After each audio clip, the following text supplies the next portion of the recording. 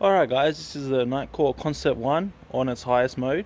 1800 lumens from a very small and compact EDC, 18650 EDC.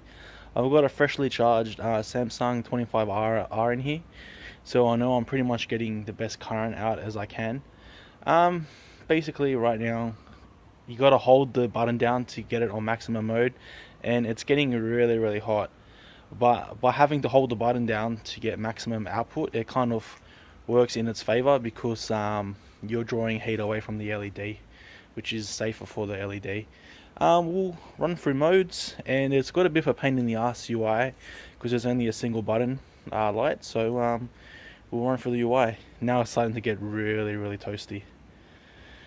Alright, that'll be lowest mode. Sorry, that's not lowest mode. That'll be about medium mode.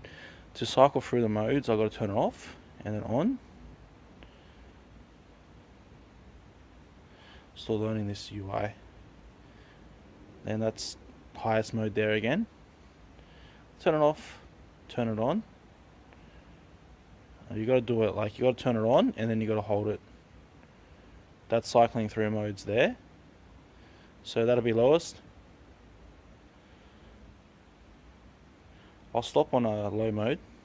So it will have moonlight mode first, and then this will be low mode, and then it'll be medium, high, and then turbo, I guess. I haven't actually read for the manual yet because I've only had the light for a few hours.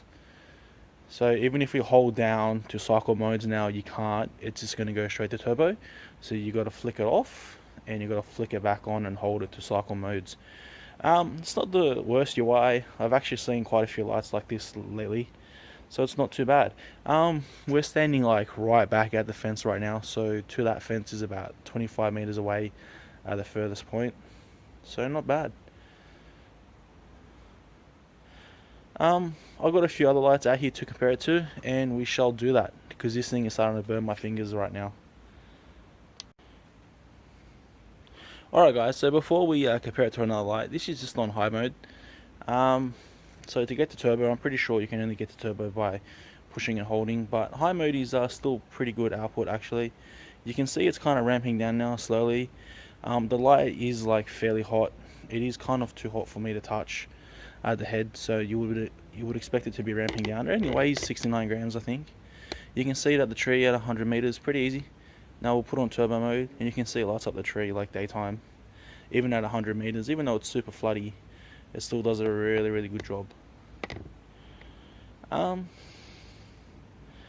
It just stepped back down. Now we will compare it to a commonly used S2 Plus, which is running a XML2 at 3 amps, so about 1000 lumens. We'll see how it does.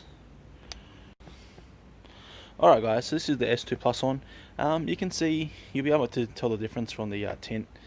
Pretty standard, I guess pretty standard EDC for a lot of people out there.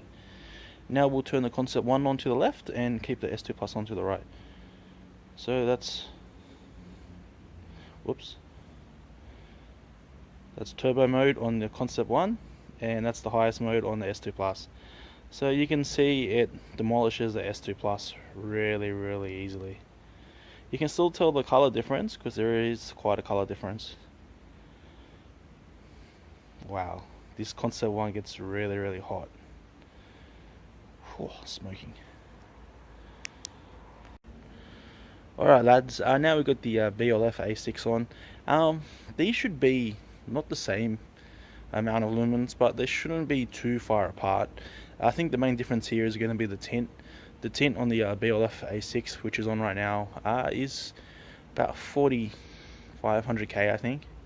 You can see it's pretty neutral white tint. We'll just let the Concept 1 cool down for a few more seconds. I should have the review of the Concept 1 coming out by next week, so I guess subscribe and you'll get that video if you want to see it. Alright, so BLF A6 on, and now we'll turn the Concept 1 on to the left. So BLF A6 to the right, Concept 1 to the left. We'll step back up the BLF A6, and you can see the Concept 1 absolutely demolishes it easily.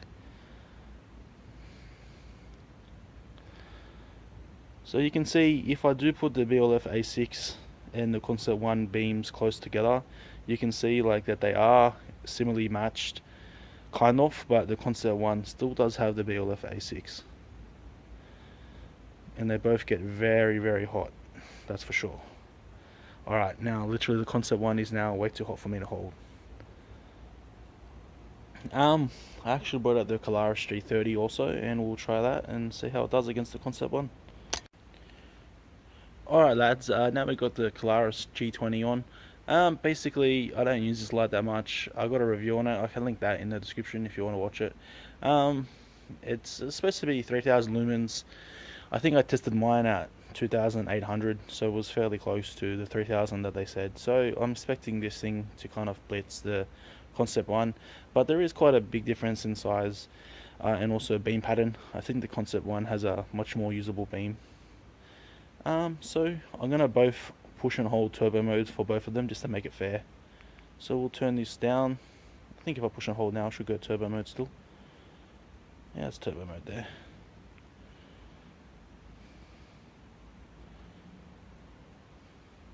Alright, that's a Concept 1 on to the left, and the Polaris G20 to the right. How many times am I going to get that wrong? This is a bit of a hard one to compare because they are fairly different beam patterns, so it's a bit of a pain. The Concept 1 does appear to be brighter. I'd say that that's because it's a more usable beam. Also, the thing I know with Nitecore is they usually underrate their lights a little bit. So I've got a Nitecore HC30 and I've also got a HC50. Both those lights, when you turn them on, they're a lot brighter than what they're supposed to be. So HC30 is only rated at 1000 lumens, but it does over that, and so on. So basically what they do is that they rate it under, and then it's kind of a better way to test. That's too hot for me to hold right now, so I'll turn it off. And we'll cycle modes. We'll leave it on a kind of medium mode. So there it is on medium mode. You can see it is using a SMA reflector with AR coated glass, so you can kind of see a little hot spot in the center there. That's because the emitter still is, it's not the biggest emitter, but it's like a medium sized Korea emitter using the XHP35 HD. We'll turn it off and then we'll turn it on and cycle up just one higher. So you can see it just stepped down by itself. Basically that's just the heat protection, but I'm pretty sure we can click it back onto turbo mode now if you really wanted to. Yeah, it still goes on the turbo mode. It'll probably just step down a little bit quicker. I can't see any visual ramping yet, but I can tell you that it is getting uncomfortably hot to hold. Alright, we'll just leave it on high mode now and just talk for a sec. Yeah, so like I've only had this light for about a day, a few hours, we'll say about 24 hours. And so far, like, I really like it. It's kind of brought like a new age of EDC style lighting to the markets. So I know, like, being a VLF member, I've got my own lights that I can build that can do almost this sort of output using direct drive and whatnot, but it's not kind of the same thing. This is a much more finished and polished light with a lot of extra features, and I'm a big fan of Nitecore. I've got a lot of hours on my Nitecore HC30s, my headlamps, and also my Nitecore tip is even in my pocket, like right now. Like, there's my Nitecore tip. It goes like everywhere where I go. I've always got it on me, and that's got a lot of hours on it too. And they've both been pretty good. Well, I should say excellent. I'm just saying pretty good because yeah.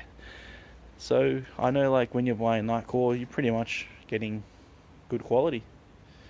Alright guys, this has been Chris from Everyday Survival, bringing you a few Beamshots. I'm working on a review right now for the channel, a Bright light. That'll be up probably today or tomorrow. I don't know which one I'll send out first, but yeah, as always, like and subscribe, and thanks for watching, guys.